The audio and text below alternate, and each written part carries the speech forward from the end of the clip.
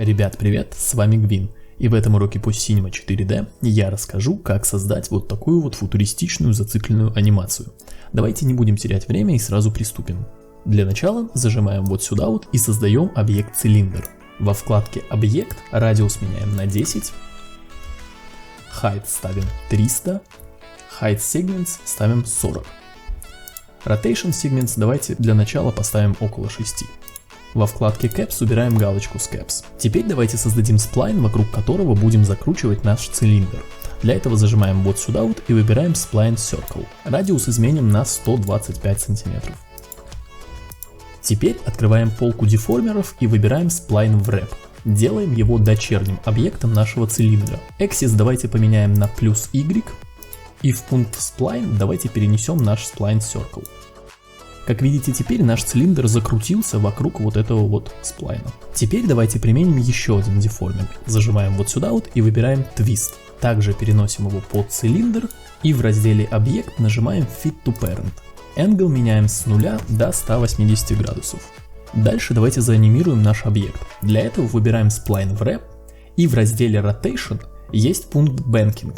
В нулевом кадре давайте поставим Keyframe, для этого нажимаем ключик вот сюда вот по кружочку, после чего передвигаем ползунок в 90 кадр, градусы меняем на 360 и также ставим ключ. Давайте посмотрим, какая у нас анимация получилась. Как видите, наша анимация замедляется к концу и ускоряется к середине.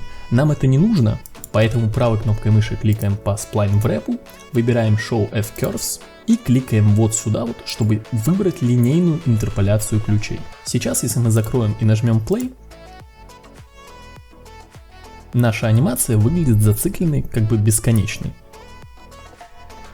Теперь давайте усложним композицию. Идем в Maggraph и выбираем объект Cloner.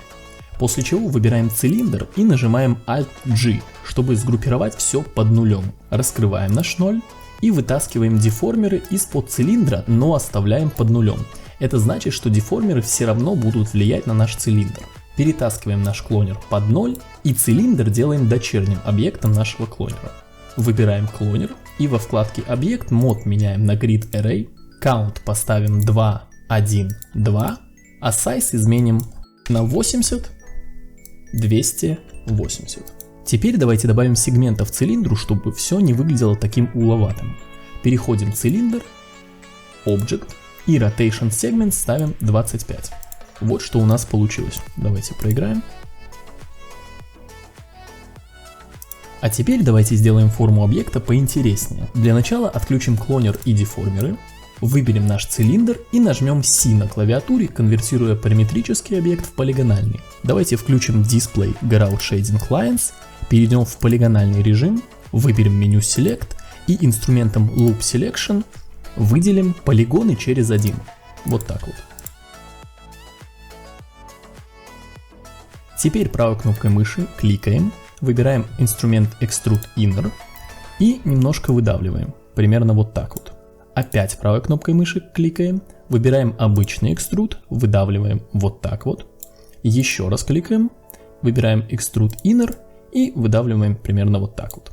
Теперь идем Select, Set Selection. У нас появляется Set Selection Tag.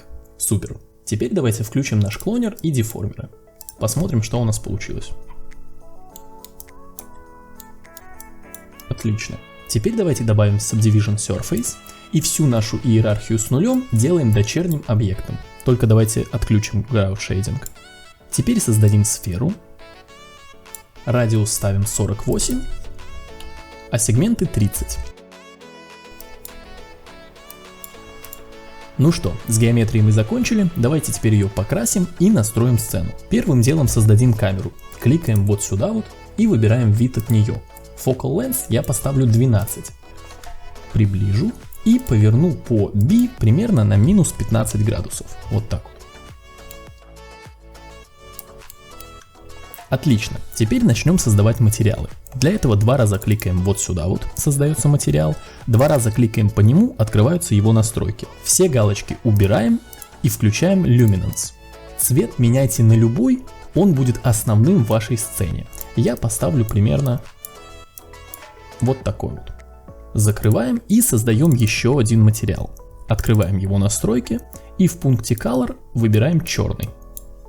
Переходим в пункт Reflectance, Type ставим GGX, Attenuation ставим Average, Roughness 0, Reflection Strength 50, Specular Strength 10, Bump Strength оставляем 100%, переходим в Layer Fresnel, в тип Френеля выбираем Conductor, а пресет Chromium. Закрываем текстуру и переносим ее на наш клонер. Синюю текстуру также переносим на клонер, но в ее настройках в селекшене перетаскиваем Selection Tag. То есть она красит только выбранные наши полигоны. И нам нужна еще одна текстура. Давайте ее создадим. Создаем, открываем ее настройки, Color выключаем, Luminance включаем, в текстуре выбираем Fresnel, открываем его настройки, черный ползунок сдвигаем примерно вот так вот, а белый 2 раза кликаем и цвет меняем на тот же, который у нас основной, у меня это синий, но чуть-чуть посветлее. Примерно вот так вот. Теперь переходим к настройкам Reflectance.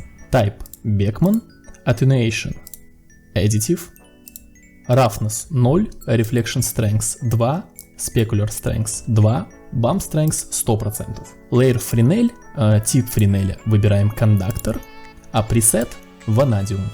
Переходим к бампу, включаем его, в текстуре выбираем Noise и открываем его настройки. С типом Noise я советую поиграть, я же выберу Mod Noise и увеличу Global Scale до 250%. Контраст также хочу поднять до 80%. Еще нам понадобится Displacement, включаем, в текстуре выбираем Noise. Height ставим 6 см, включаем Subpolygon Displacement и в Subdivision Level ставим единицу и открываем настройки Noise. Тип Noise у меня будет такой же, Mod Noise. И Global Scale тоже 250%. Закрываем настройки и применяем эту текстуру на сферу в центре. Также давайте нажмем C, чтобы сферу сконвертировать в полигональный объект. Теперь зажмем Ctrl и скопируем нашу сферу. Давайте нажмем T, чтобы выбрать инструмент масштабирования. Только перед этим перейдем из полигонального мода в Model мод. И увеличим масштаб второй нашей сферы, чтобы она являлась фоном и давала интересную текстуру. Вот так вот. Ребят, теперь все готово. В настройках рендера давайте включим Physical и в настройках самого Physical Sampling Quality поставим Medium. Теперь давайте я нажму Render и покажу, что у нас получилось. Вот какой результат у нас получился. Как видите, сфера на фоне дает интересную текстуру самому фону, и все начинает играть между собой. Эту композицию можно улучшить в After Effects, добавив различные свечения, хроматические аберрации, гличи. Пожалуйста, пробуйте, играйтесь, я надеюсь, у вас получатся свои интересные композиции. Ну а если у вас остались какие-то вопросы, задавайте их в комментариях, подписывайтесь, ставьте лайк, смотрите другие уроки на моем канале. С вами был Гвин, творческих успехов и продуктивных экспериментов.